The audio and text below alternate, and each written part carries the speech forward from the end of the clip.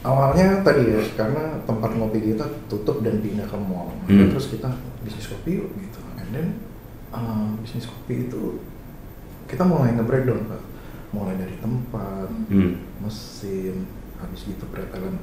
Gimana ya bro, kalau kita mau punya bisnis yang ya modalnya as simple as ya seminimal mungkin deh. Kita chip in sanggup semua kok gitu. Dan bisa jualan 24 jam bro, tanpa kita tongkrongin. Ya itu orang masih seneng ngeliatin barang berjejer-jejer di minimarket atau di supermarket gitu kan. Padahal secara efektivitas vending machine itu jauh lebih efektif. Orang nggak usah ngantri lah ya, paling juga ada antrian 1-2 gitu. Dan semua ada di situ gitu. Kalau kita ke supermarket, minimarket kan ini aisle-nya yang mana nih gitu kan, jadi takes time gitu. Jadi menurut saya sih vending machines is the future sih.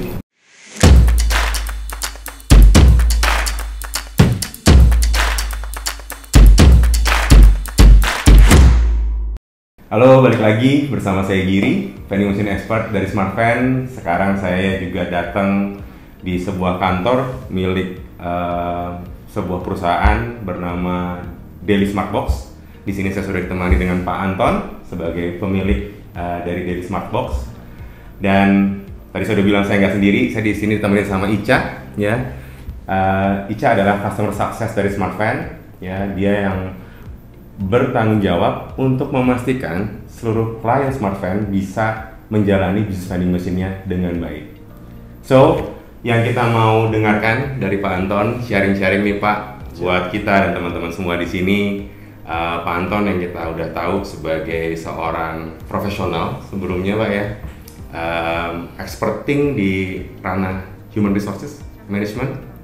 Boleh cerita sedikit Pak, mungkin dari pengalaman dulu sebagai profesional sampai akhirnya menjadi seorang entrepreneur dan akhirnya membuat Daily Smartbox. Ceritanya gimana Pak? Kalau boleh di-share Pak. Wow, oke. Panjang kayak itu ya. Boleh Pak, kita have the whole day untuk dengerin Pak Anton. Ya, saya dari psikologi 2008 saya lulus S2. Kemudian start di beberapa company, mulai dari macam-macam nih Pak industrinya. Jadi nggak stay di satu industri ya. Iya, terakhir tadi di tekstil industri ya. Benar. Jadi biar nggak bosen gitu ya, kalau monoton di satu industri aja kayaknya bosen gitu ya Pak, jadi pindah-pindah gitu ya. Awalnya itu di content provider Pak, mungkin kalau Bapak dulu pernah subscribe bintang berapa gitu. Nah dulu saya pernah di salah satu JP, content provider, and then ke salah satu big company di Kuningan. Kebetulan saya di holding, habis gitu saya di plotting di beberapa anak perusahaan subsidiarinya, ada di tadi Jerman, kemudian ada di otomotif juga. Jadi ya macam-macam Pak gitu. Macam-macam ya. Dan itu membuka mata saya bahwa wow, retail itu sangat signifikan dalam hal penjualan, tapi juga price sensitive banget. Gitu. Nah, bahkan di industri otomotif pun antar dealer nih Pak. Antar dealer itu udah dinamikanya tersendiri Pak ya, antar dealer ya. Exactly. Bapak yang salah satu berani ngasih beda 500.000 ke Indah Pak. Iya benar. Persaingannya pun sebenarnya di antar dealer dengan brand yang sama itu bisa terjadi dinamikanya seperti itu Pak ya. Exactly. Oke. Nah, that's why ya awalnya DSB ini dari ngobrol-ngobrol santai, saya sama Pak Ega kebetulan kita udah kenal lebih dulu sebelum DSB ini ada. Itu temen ngobrol kopi Pak. Gitu. Jadi kita sering ngumpul rutin lah ya, sebulan sekali atau sebulan 2 kali kita ngopi. Mulai dari ngalor ngidul sampai kemudian tempat ngopi kita itu tutup karena pindah ke mall. Nah, as simple as kita mau punya tempat nongkrong yang kita bisa ngopi sendiri, kita bikin kafe yuk. Wow. Awalnya begitu. Berawal dari kopi kayak gini ya Pak ya? Ini Pak, ini dahsyat Pak. Gitu. Dahsyat kopi ya. Obrolan-obrolan omong kosong itu akhirnya dan di waktu kita ngopi itu kita bilang gini, kita main vending machine yuk. Oke, ini obrolan Bapak sama Pak Ega nih pada saat Bapak masih as a professional apa emang udah? Oh, saya udah di saat ini. Oh, oke. Ini memang tahun 2013 itu bokap bilang, ini kantor mau ditutup nih, mau nerusin nggak lo? Oh, oke. Kalau nggak menerusin, gue tutup. Kalau mau nerusin silakan. Sayang dong, akhirnya terusin dong. Nah, akhirnya oke. Saya mikir dulu, yang penting saya berprinsip gini, walaupun ini kantor usaha bokap gue, bukan artinya automatically bakalan gue yang nerusin. Saat itu saya berpikir bahwa gue perlu nih cari pengalaman dulu di luar. Kalaupun gue nggak diminta lagi, ya sudah, gue akan berkarir di luar. Kalaupun diminta, oke. Tapi bukan artinya gue yang meminta, udah di kantor lo gue yang nerusin. Itu nggak ada di kampus saya itu Pak. Yeah, I think that's great. Bokap yang minta, habis itu oke, 2013 jalan saya di sini. 2013 and then terus 2020 pandemi. Sorry, kalau ngomong 2000 berapa tadi Pak? 13. Bisnis sebelum DSB yang Bapak running as a vending machine business, ini core-nya berarti di industri apa Pak? Nah, kalau tadi retail garment, retail otomotif, sekarang lebih ke produknya lebih niche lagi Pak. Jadi produk-produk ini ditujukan untuk lab industri. Wow. Laboratorium industri. Kalau Bapak taunya lab itu lab medis ya Pak? Iya, Prodia apalagi gitu brandnya ya. Kayak gitu-gitu. Nggak di endorse Pak. Nggak net. Tidak net. Kayak gitu-gitu. Kalau ini Bapak? Iya, jadi industri, pabrik, R&D dari pabrik itu biasanya punya lab. Nah, mereka untuk itu butuh alat ukur. Alat ukurnya itu kita yang supply beberapa. Jadi jauh banget ya dari human resource ngurusin orang, sekarang ngurusin mesin Pak. Kimia pula gitu.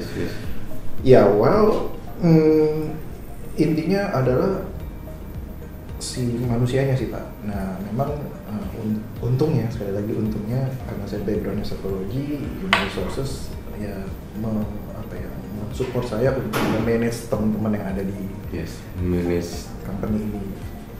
Manusia-manusia yang berkontribusi bersama dalam sebuah organisasinya ini. Persis Pak. Bisa. Karena kalau kita bicara soal manusia tuh susah-susah gampang Pak. Kalau mesin dipencet pilihannya tinggal 1, 0, jalan apa enggak? Binary ya. Binary. Nah kalau orang enggak Pak.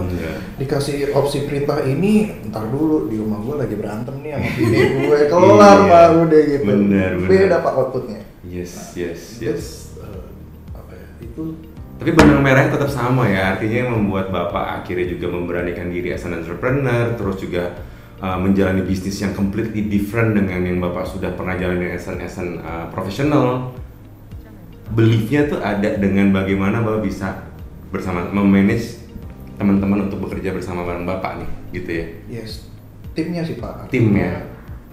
Knowledge mungkin bisa dipelajari ya Pak. Skill kita bisa latih gitu. Nah, tapi di mana behavior ataupun nilai-nilai values gitu itu nggak bisa sekejap gitu Pak. Artinya teman-teman yang punya values yang selaras dengan company itu akan lebih bisa optimal di sini. Mungkin bahasa sederhananya kalau kita sepemikiran maka semua bisa berjalan. That's the simple. Bapak terima coaching nggak Pak? Kayaknya smartphone kita coaching aja Pak Anton ya. Gimana? Kita lagi punya juga nih Pak, sama fokus kita di Q2 ini adalah masalah komunikasi and prioritizing ya. This is something yang I think we need to learn from you nih.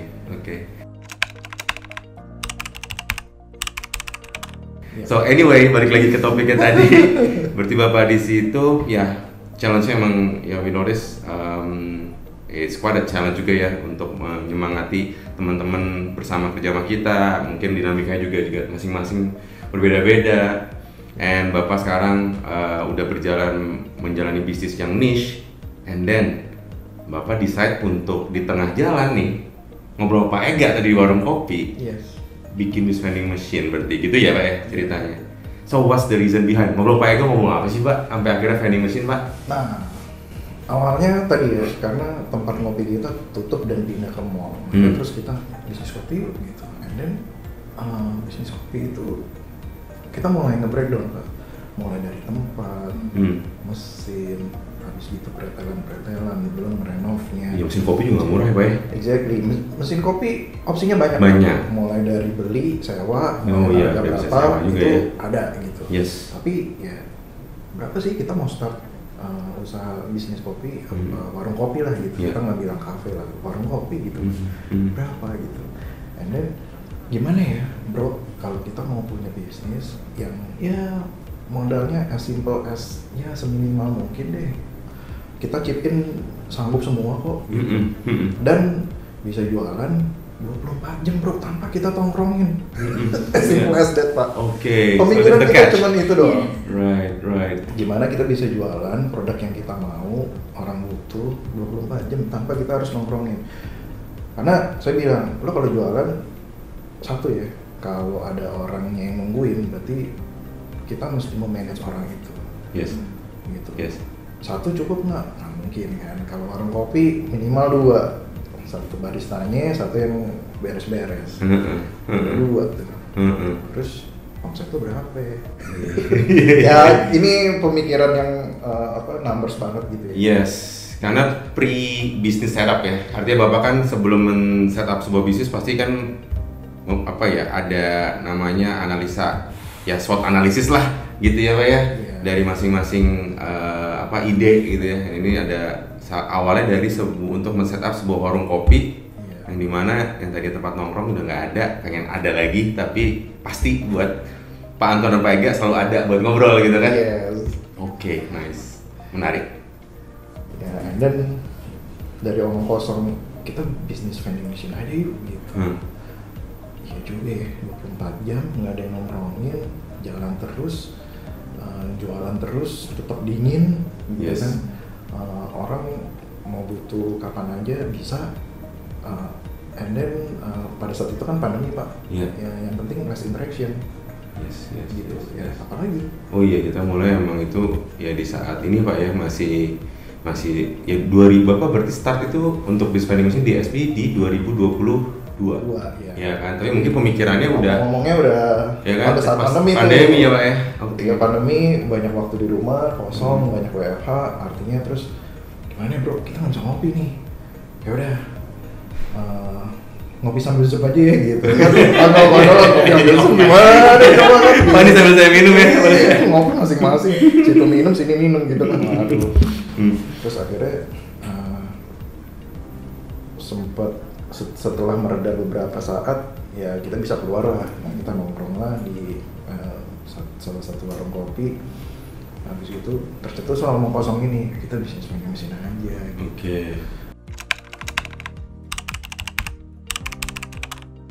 Oh iya, benar. Habis itu keliling-keliling dulu dong, research dulu dong. Yes. Nah, research kan di Indonesia ini kan pemain vending machine atau provider teknologinya atau hardware-nya kan bukan smartphone aja nih. Pasti lihat-lihat yang lain juga dong Pak. Iya, nah menurut saya SEO-nya smartphone oke nih. Oh gitu. Waduh, digocek nih Titan nih. Jadi gimana Pak oke-nya SEO smartphone nih? Siapa ya SEO smartphone ya by the way? Mas. Nah, jadi SEO-nya itu entah memang SEO alaminya nongol paling atas atau pakai ads gitu. Itu muncul dulu di atas. Jadi itu udah mengimpresi dulu pertama. Udah, jadi kita memang pas Bapak research di Google, kita posisinya udah ada di atas. Oke. Jadi kan kita yang blank sama sekali soal siapa ya vendor provider smart vending machine di Jakarta gitu. Ya udah, yang muncul di atas dulu deh. Gitu. Beberapa ke bawah kita approach juga gitu. Nah, habis gitu yang search bukan saya, yang search Justin.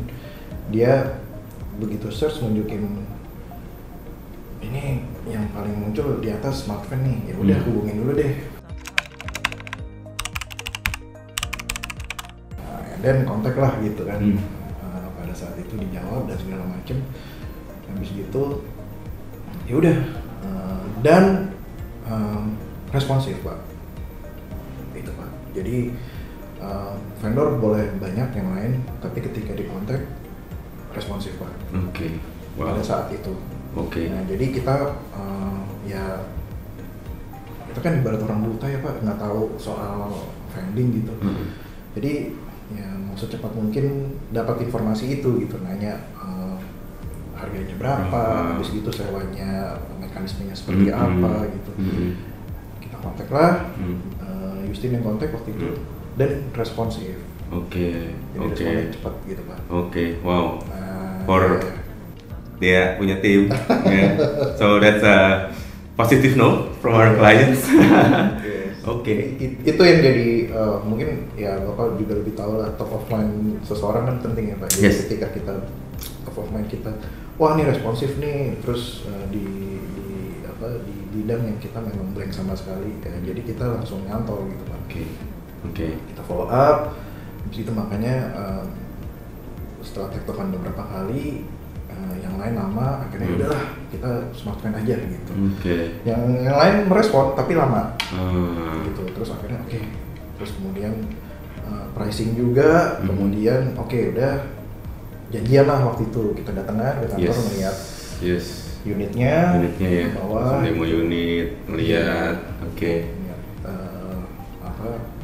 yang ini analog loh, yang ini digitalnya, terus ada yang monitornya segede-gede gaban, ada yang kecil gitu. Ada bisa kelihatan dari luar barangnya, ada yang enggak. Yes.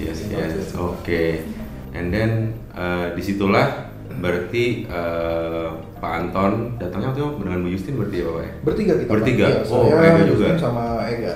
Setelah melihat, setelah tadi ngobrol, kebetulan kita yang paling atas, and thanks to the team ya, SDR, konten ya, yang sudah menggunakan organik tapi tetap di atas, good job. And then abis itu responsiveness dari SDR ya untuk menanggapi inquiry dari klien juga cepat, approve. Terus Bapak datang ngelihat demo unit, and then apakah abis itu rembukan udah langsung mutusin atau memang ini langsung mutusin Bapak? Iya, karena pada saat itu kan yang merespon dengan cepat smartphone, terus kemudian ya orang tingkat excitementnya lagi tingginya gitu kan. Udahlah kita nggak usah pakai lama gitu kan. Loh iya Pak, ntar kalau kelamaan smartphone-nya momentumnya hilang. Iya Pak, momentumnya hilang gitu kan. Terus habis itu ya wes lah, gas aja gitu. Yang penting mesin oke, pricing oke, habis gitu pada saat itu kan udah diarahkan lokasinya di mana aja gitu kan pada saat itu. Ya sudah, kita nggak punya gambaran jelas sama sekali, jadinya ya sudah jalan dulu aja. Dibilang nekat, ya nekat lah gitu. Yes. Kita sepakat. Udah ya ini anggap aja investasi ya. Kalau berkembang syukur, kalau enggak ya udah anggap aja uang sekolah. Iya, saya inget tuh kata Pak Anton waktu kita meeting pertama kali itu uang sekolah ibaratnya. Makanya saya punya komitmen sama tim atau sama Ica, jangan sampai uang sekolahnya sia-sia ya, harus lulus nih gitu. And agak flashback sedikit Pak ya, di situ di poin itu saya udah mulai juga mengenal Pak Anton, Bu Justin ya, itu Pak Ega saya belum pernah ketemu. Tapi paling enggak di pertemuan kita yang waktu itu di gedung Siam Biniaga ya, itu pertama kali saya juga bertemu Pak Anton, and kita juga being open saat itu kita ada beberapa hal yang tidak terdeliver dengan baik gitu ya, we would like to say sorry, but at the same time dengan adanya meeting kita waktu itu Pak, we had so many input gitu ya, banyak banget, berharga sekali, And kita ingin memastikan nih, apakah dari input yang kita coba udah catat, ya ini mungkin Ica nanti akan bertanya, ya, bagaimana, ya udah kesan dan kesan Bapak nih so far. Ya ini saya bukannya ini ya, tapi Ica perlu dengerin langsung nih dari Pak Anton, nggak usah difilter-filter. Jadi ini orangnya Pak. Iya. Sudah 3 bulanan ya Pak ya kita terakhir. Iya. Yang langsung kontekan langsung, yang untuk selama mesin beroperasional, terus ada perubahan-perubahan dari Pak Anton nih. Selama kita kontak nih ada kesan-pesan seperti apa sih Pak? Gitu. Sejauh ini sih ya saya di operation tim DSB sangat terbantu Mbak Ica. Jadi artinya kalau dulu sebelumnya kan saat itu kita bingung ya ini mau ditujukan ke siapa nih, nanti yang mengeksekusi siapa. Yes. Artinya ya udah terus saya teriak aja di grup gitu. Menghadapi siapa saya nggak tahu. Saya sebutin semuanya. Iya. Karena saya nggak tahu siapa yang akan mengeksekusi. Gitu kan. Karena saya di HR di organization, ibaratnya gini, di organisasi kan pos-pos itu ada PIC-nya kan. Jadi siapa yang harus menjalankan itu gitu, dan yang mendeliver itu siapa gitu. Nah karena saya nggak tahu dan itu tidak dijelaskan juga role-nya, maka saya teriak aja gitu. Nah yang menanggapi siapa, oke, kalau nggak ada yang menanggapi, ya saya teriak lagi. Sampai ditanggepin. Ditanggepin ya Pak. Ya kalau nggak dicolekin aja satu-satu gitu kan, dari Bu Michelle lah, terus gitu Mas Nurman. Iya, saya colek aja semuanya. Nah saya nggak tahu kan Pak role-nya siapa gitu kan. Nah, and then ada Mbak Ica gitu ya. Lebih terbantu karena ketika saya butuh kayak tadi, kayak kemarin lah update mau masukin barang baru, terus habis gitu mau ngerubah harga gitu. Nah itu ya udah langsung tektokan aja sama Mbak Ica. Yes, lebih ada pihak yang mengadres dari inquiry-nya Bapak ya. Artinya Bapak udah nggak harus mikirin lagi ini sebenarnya urusannya siapa. Dah pokoknya di sini di grup ada Ica, I will just shout to Ica and nanti Ica yang akan urus ke belakang. Persis, karena menurut saya rada rancu dan rada menurut saya jadi bingung gini Pak. Misalnya saya ngomong di grup gitu ya. Misalnya karena saya tanya waktu itu Bu Michelle gitu. Jadi saya kemarin ke Bu Michelle terus ya. Bu Michelle, tapi kemudian dia di grup dengan ininya, oke, tolong di follow up ya. Delegate ke orang lain. Jadi gua harusnya ke siapa nih? Gitu. Pak, namanya komunikasi itu pasti ada distorsi ya Pak. Betul. Kalau saya ke Mbak Ica, kemungkinan distorsinya yes ada, tapi ketika ini Mbak Ica nanti delegate lagi ke orang lain, ada distorsi lagi. Jadi dari saya ke Mbak Ica 98%, nanti ke sono turun jadi 95, nanti delegate lagi 80 Pak. Betul. Nah itu, jadi Mbak Ica bikin form itu menurut saya udah oke. Jadi saya tinggal di grup tinggal bilang, Mbak Ica di grup saya udah input ya. Mbak Ica tinggal execute Pak. Yes. So far dengar dari suara Ica untuk DSB cukup membantu Pak ya, at least memperbaiki dari posisi kita berkomunikasi. Kedepannya ada input lebih lanjut kan nih Pak? Kira-kira untuk biar lebih enak lagi nih, Gear, Cak, enaknya gimana? Mungkin dari sisi teknis sih, Mbak Ica. Apakah memungkinkan nih kalau kita mau mengubah konten di dalamnya gitu ya, apakah harga, apakah ini saya paham ini pasti dari sisi teknis ya Pak, karena di belakang orang IT pasti kerja keras nih untuk bisa ini. Betul banget, in progress ya kan. Tapi menjawab itu ini Pak Ega, come on. Halo Pak, nggak apa-apa masuk aja Pak, yuk bareng-bareng geser aja berarti. Silakan Pak Ega. Iya sekalian aja. Kita syutingnya settingannya dari Pak Anton, titip pesennya terfilnya kayak ngopi-ngopi. Ini biar ini Pak, apa kabar Pak? Saya dengan Giri akhirnya ketemu. Ini Ica Pak, dia customer success dari Smart Fan. Kita tadi ngobrol-ngobrol sedikit, cerita lah ya, seluk beluknya Pak Anton, Pak Ega gitu ya, and relevansinya dengan akhirnya try to have a business using vending machine, which is using our solutions. Itu udah kita sempat obrolin dan kita lagi di tengah-tengah benar-benar pengen dengerin kesan dan pesannya selama mungkin 6 bulan berjalan. And ini lagi masuk juga input apa sih Pak yang kita perlu catat lagi supaya kedepannya kita bisa provide a better service nih gitu, not only for DSB, sebenarnya as a whole kita juga ingin mengembangkan diri setiap saat gitu ya. Artinya dari yang awal kita juga sempat ada beberapa kekurangan ya gitu yang kita coba address, yang kita harapkan ya di meeting kali ini dari checklist yang banyak udah ada yang checklist lah Pak gitu ya. Tapi sambil berjalan kita believe input itu akan selalu ada, karena ya balik lagi Bapak sekalian udah saya rasa lebih paham dari saya, tapi dalam berbisnis itu sangat dinamis.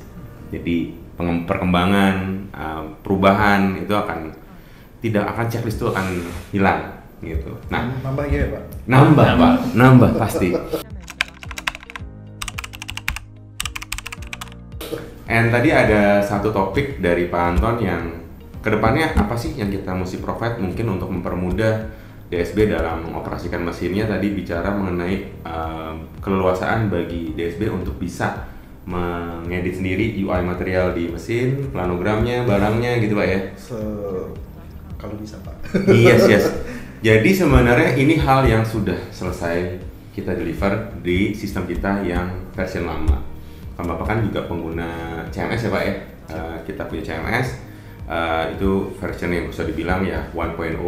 Kita lagi ngejar ngerampungin versi 2-nya, yang mana kita akan launch nanti. Kita ngejar sih pertengahan Mei atau mungkin paling lambat akhir Mei.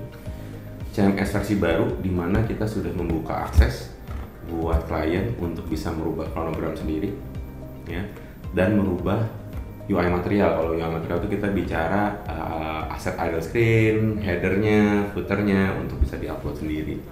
Gitu. Pricing jelas, yes. Jadi planogram itu dari mulai komposisi di mesin, produk di mesin, beserta harga dan ya tentunya promo-promonya yang ingin dijalankan oleh setiap klien gitu Pak. Ya memang itu bulan lalu ya, Mas Bintang kan ikut ya. Ya terima kasih loh Pak udah dibantu di researchnya juga, soalnya itu penting. Yes. Memang saya ngasihin beberapa inputan waktu itu, mungkin sudah di follow up dengan baik oleh Mas Bintang. Tapi baru ketemu lagi nih, ada satu hal yang kalau kita akses lewat mobile Pak, smartphone, yes. Itu kita nggak bisa tarik data penjualan dengan tanggal yang kita mau. Nggak bisa dipencet Pak. Iya. Pikir handphone gue doang. Iya. Emang sama. Mobile mau ganti handphone aja. Iya. Jangan banget. Handphonenya nggak ada yang salah Pak. Jadi kalau itu saya ngomong jujur, kita emang untuk mobile versionnya bisa dibilang beta. Ya, makanya kita mau kita tetap sebenarnya makanya akhirnya nge-revamp fitur-fitur yang ada, update pun pasti ke desktop versionnya. Nah makanya kita mau ngejar after lebaran ya tadi ya, pertengahan Mei atau akhir Mei itu CMS baru versi 2.0-nya tadi dengan opsi desktop sama mobile version. Karena mungkin Bapak di UX Research kita juga kita tanyakan untuk mobile versionnya Pak ya, ya kan gitu. Karena kita juga di sini menangkap klien kita itu usernya berlayer juga, artinya nggak hanya tim on ground yang butuh dashboard, tapi dashboard itu juga digunakan sama ya management level gitu ya, seperti Pak Anton, Pak Ega, artinya kan pengen lihat quick gitu ya, tanpa harus buka laptop, buka handphone aja. Nah itu kita juga mulai kembangkan Pak Ega, Pak Anton, yang mudah-mudahan ini bisa launch on time. Memang dengan resources yang ada dan pekerjaan yang cukup banyak ya kita sebagai startup, dan semangat banget untuk terus ngedengerin input-input. Jadi kita juga cukup pack, mudah-mudahan bisa dimaklumin Pak Anton, Pak Ega dengan kebutuhan waktu kita untuk menyelesaikan pekerjaannya. Tapi ini good sih Pak, maksudnya gini, versi webnya aja itu bisa dibilang nih kalau smartphone kita bisa mendata 2 aplikasi yang dibuka itu, pertama WhatsApp, kedua CMS Pak. Kalau saya duit masuk dan habis itu internet bankingnya berarti masuk rekening dulu.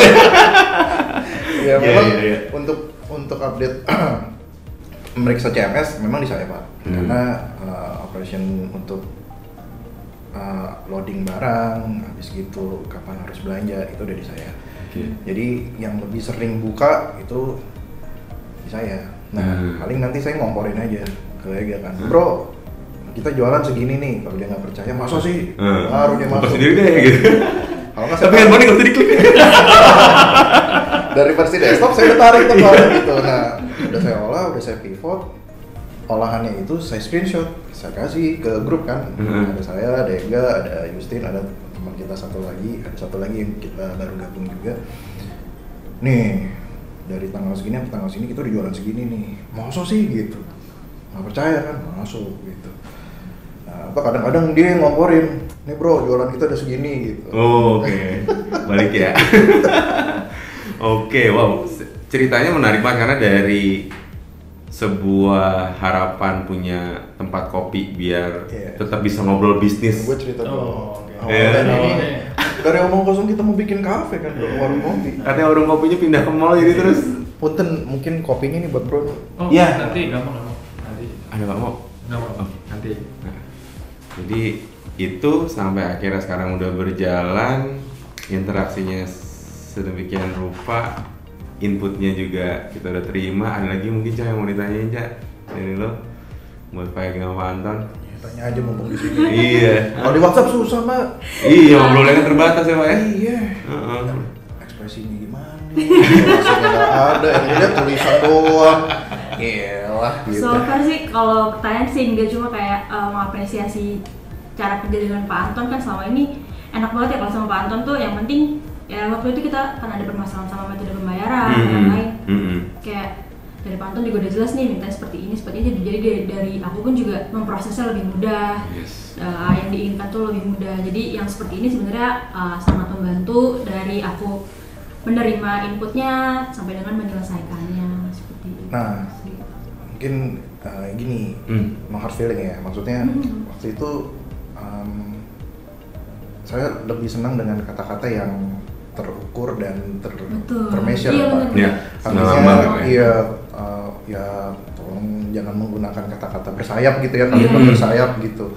Diusahakan secepatnya, yaitu kapan kan gitu. Nah, bahasa-bahasa kayak gitu sih buat saya nggak gini, karena saya di sini kan measurement instrumen gitu ya. Jadi alat ukur itu bicara soal angka gitu ya. Angkanya berapa miligram, berapa gram gitu.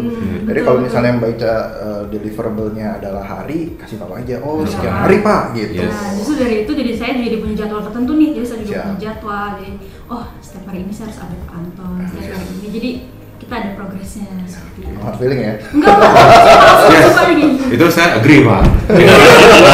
Ya kan? Angka itu nggak pernah subjektif, objektif ya kan? It's a measure gitu. It's nothing about preference gitu kan?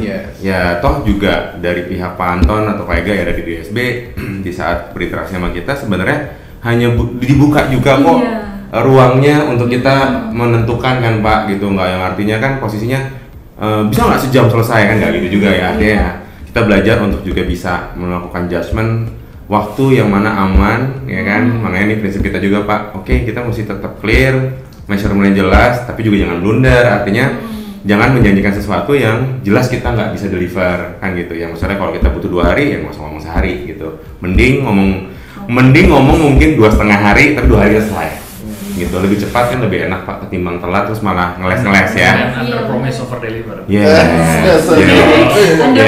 Over deliver. Catat. Iya gitu. Ini jargonnya juga banyak nih Pak. Wah, boleh nih. Jargon-jargon banyak. Baik. Saya penasaran, kenal Pak Anton dulu di mana sih? Ini sahabatan dari kecil apa dari mana? Justru terus sekarang bisnis bareng, boleh nggak cerita Pak? Justru aneh banget. Aneh, ini sih aneh. Justru yang aneh-aneh ini kita pengen denger ya nggak? Pak Anton tuh klien saya pertama kali. Pas Pak Anton di industri apa nih? Di sini. Oh di sini. Jadi sebenarnya DSB ini ya our second child lah.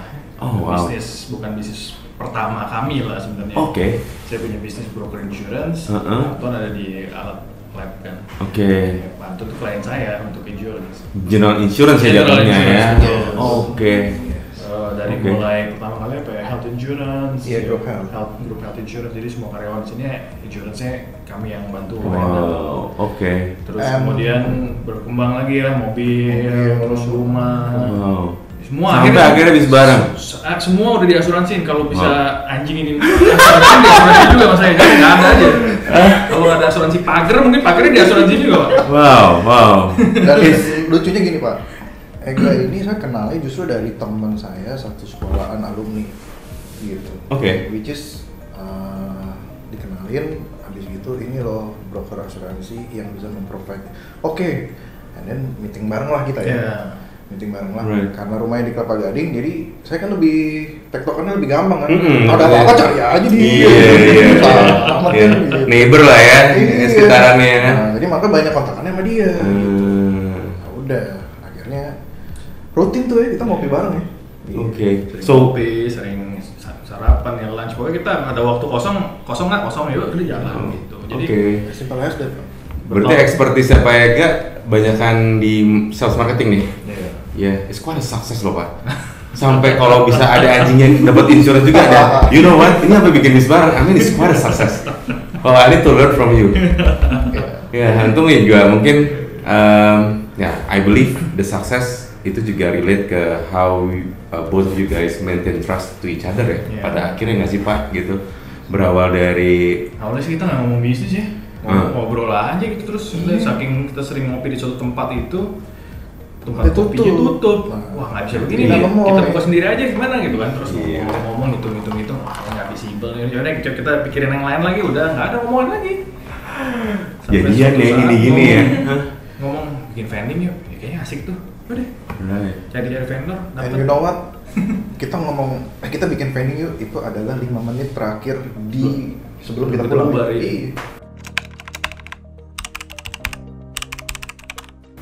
Jadi lagi nggak ngomongin apa-apa tuh, lagi ngomongin ngalor ngidul aja biasa. Terus Bu Yustin datang terakhir. Bikin vending nih kayaknya seru nih. Yaudah yuk. Setelah itu saya research. Sebenarnya saya dulu pernah pengen bikin vending tapi bukan yang konvensional. Itu join sama beberapa teman and doesn't work lah. Vendingnya lebih complicated lah. Secara operational wise hampir susah dilakukan. Jadi saya udah punya data tuh, kayak data pengguna busway Transjakarta, KRL berapa. Jadi saya tahu trafficnya besar dan doable sebenarnya kalau vending konvensional sebenarnya. Yang isinya memang minuman, snack gitu. Easy to, maksudnya dalam konteks operation. Untuk refillnya, operationnya refill. Replenish isinya itu jauh lebih mudah gitu. Yes. Oh jadi memang sudah. Jadi saya sebenarnya pernah research mengenai itu gitu. Jadi saya tahu volumenya, market size-nya. Sebelum 5 menit terakhir tadi itu belum ngobrol vending machine. Tapi sebenarnya Pak Ega udah sempat. Saya pernah few years 2018 rasanya saya punya research. Saya punya data itu. Jadi begitu Bu Yustin ngomong itu, recall. Saya cuma tinggal buka datanya. Nih, visible nih. Presentasi dulu. Oke. Kok serius katanya dia? Ya serius, apa aja dijalanin. Kalau kita planning panjang biasanya nggak jadi. Iya. Kan bisnis Pak. Ketemuan aja ngomong gitu deh, rencana kebanyakan kejauhan ya kan. Ngumpul yuk gitu kan. Kapan? Bukber nggak ada jadi ya. Dadakan malah yuk berangkat. Gitu. Yes. Wow, that's amazing. Ya jadi agak unik sih. That's unique. And knowing the relationship awalnya di mana sampai akhirnya begini ya, I believe you guys not taking things although santai. Tapi I believe masing-masing dari bapak-bapak sekalian berpartner nih serius ya. Kalau nggak serius kan susah nih. Betul. Ya kan, untuk memaintain kepercayaan satu sama lain ya, gitu. Jadi koridornya waktu itu kita udah jelas nih awalnya. Memang ini bisnis kedua, tapi bukan berarti boleh jalan boleh enggak, harus jalan. Jadi kita memang jalanin serius, tapi memang kita bilang ya if things go south ya pokoknya kita nggak mau ribut lah intinya. Iya. Pertemanannya di atas bisnis ya. Iya. Jadi tetap ngopi bareng, ngebakmi bareng gitu ya. Jadi nggak boleh sampai ngopi barengnya hilang. Jadi sebisa mungkin bisnisnya dibikin nggak terlalu banyak gesekan antar partner gitu lah ya. Jadi kalau memang ada apa-apa apa ya kita omongin. Ya value-nya sama lah intinya. That's quite a message ya.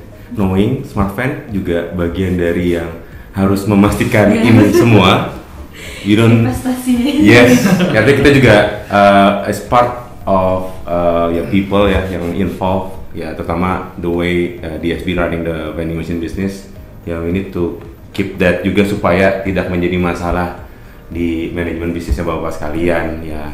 Ya itu juga mungkin bagian dari tujuan kita bikin sesi ini, pengen ngobrol gitu ya. I believe mengenai tadi saya bilang Pak Anton personanya, bapak adalah seorang profesional yang akhirnya migrate jadi seorang entrepreneur dan berbisnis bareng. And I keep on telling about trust gitu ya. And ya Smart Fan juga di sini hadir sebagai ya support ataupun partner kalau bisa diconsider. Kita juga ingin memaintain trust itu. Artinya kita juga paham bahwa sebuah mesin atau teknologi itu pasti sambil berjalan ada development, ada kekurangan juga Pak, gitu. Dan sambil berjalan pun kayak tadi kita sama-sama sepakat checklistnya tuh pasti nggak akan berkurang. Nah kita ingin belajar terus gitu ya, karena emang kita juga menamakan diri Smart Fan, itu adalah kata smart yang kita angkat. Seorang yang pintar itu berawal dari orangnya harus belajar merasa bodoh Pak. Karena kita nggak akan pintar kalau kita merasa tahu semuanya Pak ya, benar gitu loh Pak. Steve Jobs pasti. Yeah, kita ya Mbak kita. Stay Apple. Iya sih Pak. Kan gini, stay hungry. Iya. Gaslingan aja kerenan dikit kontennya Pak. Ya kurang lebih gitu. So, udah inputnya kali ya. Kita dapat banyak yang I believe sambil berjalan di luar kita sesi ini. Ica dan tim, saya juga mungkin ada di grup yang untuk memonitor juga sih Pak along the way. Ada Michelle juga ya di operation, ada technical support dari Nurman. Oh ya, satu pertanyaan dari on ground team, Mas Meldi, ada pesan kah mungkin along the way sampai ini Pak yang di on ground, mesinnya apanya? Ya, itu mungkin yang bisa diwakili di sini. Beberapa hal dari tim lapangan sih begini. Kadang mesin di salah satu tempat kita itu mesin duitnya itu error tapi nggak ada masalah, jadi nggak ada duit nyangkut. Error tapi nggak ada duit nyangkut, tapi nggak ada uang diterima. Indikatornya merah Pak. Oh. Maksudnya nggak bisa terima duit masuk. Oke. Tapi nggak ada duit nyangkut. Biasanya kan karena ada duit nyangkut dan kepenuhan maka dia tidak bisa terima duit lagi. Ini slotnya masih cukup. Nggak ada duit nyangkut, untuk merah. Oke. Ini report yang udah masuk kapan? Nggak, pada akhirnya saya bilangnya gini, bro, coba bro, lo copot, ya kan, terus sambungin lagi deh. Hijau nggak? Kalau hijau ya udah nggak usah lapor deh, gitu. Ya, karena akhirnya apa? Saya sama Mas Meli bilang, pokoknya yang bisa solve di kita, solve aja di kita, nggak usah lapor. Saya bilang gitu. Artinya, terus kebetulan yang ada bill validator cuma satu ya, satu mesin. Iya, sisanya nggak pakai ya soalnya. Dan memang kita cukup sering ya refill di situ, jadi ya nggak keburu banyak masalah numpuk berhari-hari sih. Oh oke. Karena turnovernya tinggi berarti penjualannya bagus. Iya. Iya. Akhirnya kita 2 hari biasanya udah beres ya. Iya. Biasanya udah beres masalahnya kalaupun ada masalah. Ya, kita berinisiatif untuk udah deh kita take action dulu, kalau memang sampai nggak bisa baru. Error per slot spiral di mesin. Jadi motor itu sebenarnya ngasih kayak feedback komen ya ke sistem kalau emang error.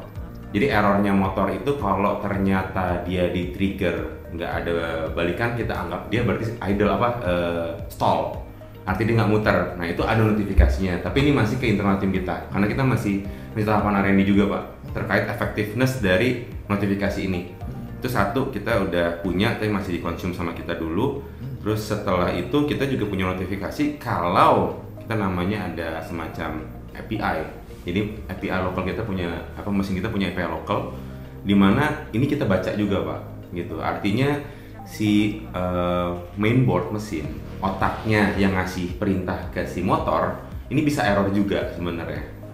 Nah kalau ini error itu juga di-notify ke kita gitu. Nah itu yang kalau mau boleh cerita nih Pak ya, so far yang kita punya sekarang dan kita masih kaji di situ. Kita belum lempar ke bapak-bapak sekalian karena itu akan spamming sebenarnya. Kita nggak berani melempar dulu tapi kita tangkapin dulu. Ono itu kalau ada berjalan ibaratnya bermasalah, dia terus neror. Spamming Pak gitu. Nah ini kita konsum di tim kita dulu aja yang remote handling tuh. Biasanya kalau ada Galih ya Bapak notice namanya, ya kan, ada Holil juga. Itu yang mereka yang sebenarnya akses nerimain email itu. Jadi begitu Bapak misalnya ada laporan di CMS ada, di Midtrans ada gitu ya. The least we can do for now, at least itu di-share ke kita untuk kita lihat ada nggak notifikasi error yang pertama tadi, motornya ternyata error atau enggak di jam itu. Kalau jamnya matching sama ya. Yes, most likely, karena berarti itu jelas motornya masalah motor bisa banyak. Yang pertama kabelnya kendor, kecabut, ya itu mungkin pada saat pengisian itu emang kadang ditarik, ada yang kecabut per motornya, ada yang kecabut satu rak, sempat kejadian kan Pak gitu ya. And the worst possible tuh ya 6 rak itu menyatu ke kabel induk ke mainboard, itu yang bermasalah kabel induknya, berarti semua raknya nggak bisa jalan. Itu bisa terjadi sebenarnya karena kita bicara wiring kabel gitu. Nah ini yang paling saat ini yang kita masih kembangkan itu. Memang kita ada niatan notifikasi itu untuk kita push ke klien, tapi before we do that, kita mastiin dulu bahwa kita ini nggak nyampah gitu Pak. Artinya kita juga nggak ingin memberikan false alarm sebenarnya gitu, karena ini kita lagi coba pastiin juga. Jadi mudah-mudahan ini menyusul nanti ada CMS baru. Setelahnya yang kita pengen berikan ke klien itu bagaimana tanpa membuka CMS klien itu dapat notifikasi, karena namanya alert itu kan seyogyanya kita harusnya bisa tahu tanpa kita ngapa-ngapain Pak ya.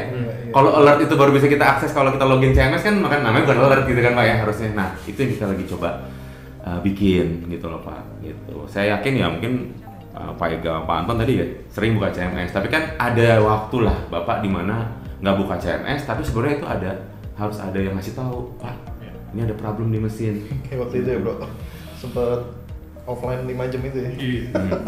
Tapi kita nggak buka CMS kita nggak buka. Iya gitu. Nah ini tapi kita lagi benar-benar ngatur yang rapi Pak, karena emang kita nge-handle kan multi clients nih. Jadi kita juga emang channelingnya, bahkan kita yang mikir sampai ke setup servernya supaya ya semua berjalan dan bisa menerima notifikasi dengan baik. Ya mudah-mudahan setelah Lebaran CMS bisa kita rilis notifikasi ini juga kita udah mulai bisa rilis ke klien, dan nanti harapan kita secara experience Bapak sebagai klien kita ya bisa terbantu terkait verifikasi tadi Pak gitu. Karena saat ini sih menurut kami instead of memasang CCTV, CCTV-nya gitu. Cuman itu aja sih sebenarnya kenapa kita runningnya langsung aja ke hardware-nya. Kalau ini masalah dia kan langsung teriak gitu kan Pak. Ketimbang kita ngakses sebuah alat yang kita mesti buka dulu. Gitu sih. Mudah-mudahan bisa berjalan sih Pak. Ya mungkin itu karena ketika memverifikasi itu saya nggak punya acuan untuk ini bener nggak sih gua refund apa enggak ya gitu. Sampai akhirnya pertimbangannya di refund itu karena ya udahlah supaya customer itu diem dulu deh gitu, masalahnya santai dulu deh gitu.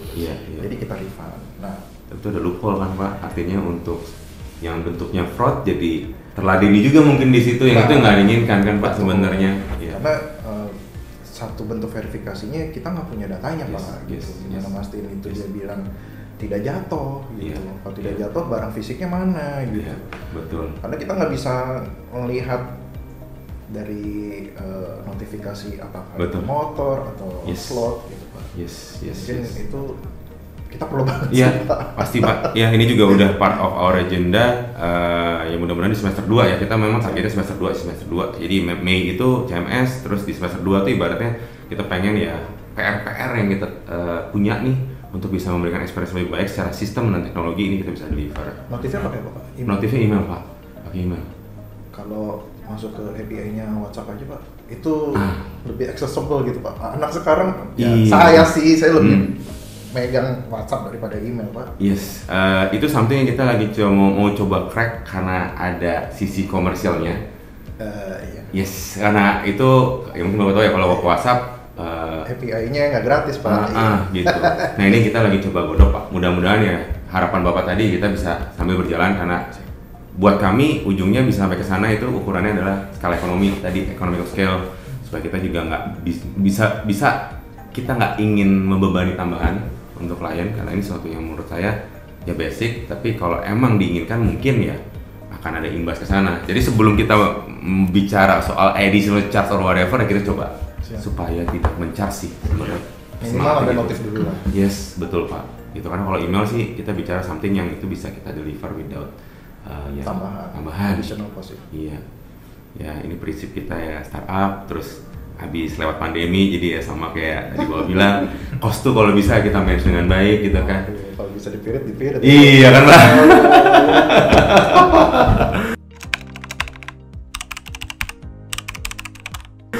Gitu. So, ada lagi dari Ica? Udah. Ada ya. Ceritanya udah banyak banget, Pak Ega, Pak Anton. Cuman mungkin di akhir sesi ini kita pengen dong mungkin dari Pak Ega sama Pak Anton sebagai seorang entrepreneur nih, dan mungkin sekarang yang gunain vending machine as the business. Ada nggak sih mungkin harapan-harapannya secara umum terhadap industri vending machine di Indonesia nih? Visinya atau mungkin harapan kedepannya dengan doing this DSB, using vending machine, sebenarnya arahnya kemana sih Pak? Bapak? Mimpinya Pak, gitu. Vending machine sih sebenarnya bukan hal baru sebenarnya di dunia ya. Yeah. Cuman di Indonesia itu orang masih seneng ngeliatin barang berjejer-jejer di minimarket atau di supermarket gitu kan. Yeah. Padahal secara efektivitas vending machine itu jauh lebih efektif, orang nggak usah ngantri lah ya, paling juga ada antrian 1-2 gitu. Dan semua ada di situ gitu. Yes. Kalau kita ke supermarket, minimarket kan ini aisle-nya yang mana nih gitu kan, jadi it takes time gitu. Jadi menurut saya sih vending machines is the future sih. Okay. Walaupun kita ya sekali lagi Indonesia selalu terlambat gitu kan, tapi marketnya masih terbuka, awareness orang-orang masih belum, jadi kita perlu bangkitkan lagi mungkin by social media atau dari marketing campaign dan lain-lain. Ya vending machine sih will be big sih di Indonesia sih. Oke. Gitu. Jadi ya either kita pemain belakang setelah itu booming atau kita bagian dari boomingnya gitu kan.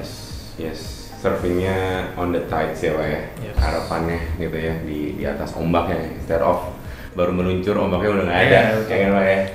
Oke, so that's the story dari DSB di sini. Thank you banget sama Pak Ega, sama Pak Anton udah sharing. I believe teman-teman yang juga nanti nonton konten kita ini dan juga buat tim SmartFan sendiri yang ada di sesi ini dapat banyak banget input, dapat banyak juga kisah inspiratif dari sebuah obrolan di warung kopi ya.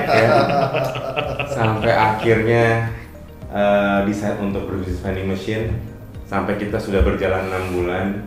Ada dinamikanya Pak ya, sambil berjalan kita juga sama-sama terus belajar, saling support juga. And hopefully buat kalian yang punya interest yang sama, nggak ada salahnya kita belajar dari pengalamannya Pak Ega dan Pak Anton ya. And SmartFan juga selalu ada buat kalian yang ingin memulai vending machine untuk kita bantu, kita support dan kita arahkan.